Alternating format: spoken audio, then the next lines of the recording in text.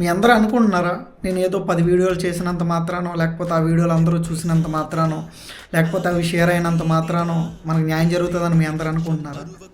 ఎప్పుడు అది ఎప్పటికీ జరగదు. నేను ఏదైతే గ్రౌండ్ లెవెల్లో వర్క్ చేసి దాన్ని యాక్టివ్ చేయాలనుకున్నానో నేను ఆల్రెడీ అయితే చేశాను నిన్నటితో. సో ఈరోజు అయితే మనం లీగల్గా వెళ్ళబోతున్నాం. ఎందుకంటే ఎండ్ ఆఫ్ ది డే లీగల్గా వెళ్తేనే కొన్ని ఇష్యూస్ అయితే సార్ట్అవుట్ అవుతాయి.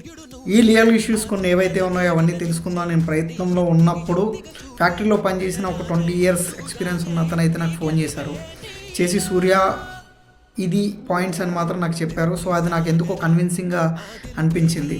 సో ఆ పాయింట్స్ నిజమా కాదా అని నేను క్రాస్ వెరిఫికేషన్ చేసుకున్నప్పుడు అది నిజమైన సంగతి తెలిసి నేను లీగల్ అడ్వైస్ కోసం లాయర్కి అయితే ఫోన్ చేశాను. కానీ ఇక్కడైతే లాయర్ పేరు అయితే నేను చెప్పను, ఎందుకంటే చెప్పానంటే ఇప్పుడే ఆయన ఆపే ప్రయత్నం అయితే చేస్తారు. సో ఆయన పేరు అయితే నేను చెప్పట్లేదు. బట్ మేము ఖచ్చితంగా ఇక్కడి నుంచి లీగల్గా ముందుకెళ్ళాలని కోరుకుంటున్నాం.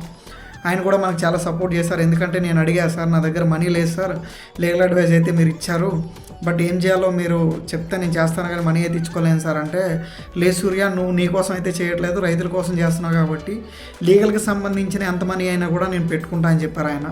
సో ఇప్పుడు కాదు, ప్రొసీడింగ్స్ అయిన తర్వాత ఆయన ఎవరో నేను ఆయన పేరు అయితే చెప్తాను. సో ఆయన నాకు ఒక టాస్క్ అయితే ఇచ్చారు.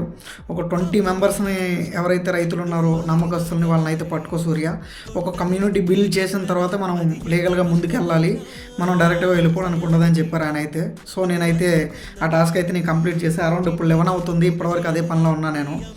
ఎండ్ ఆఫ్ ది డే మనం ఎన్ని చేసినా, ఎన్ని వీడియోలు చేసినా, ఎంత షేర్ వచ్చినా, ఎంతమంది చూసినా ప్రజలకు న్యాయం జరిగినప్పుడే, అంటే రైతులకు న్యాయం జరిగిన రోజు మాత్రమే ఇదంతా ఫలించినట్టు.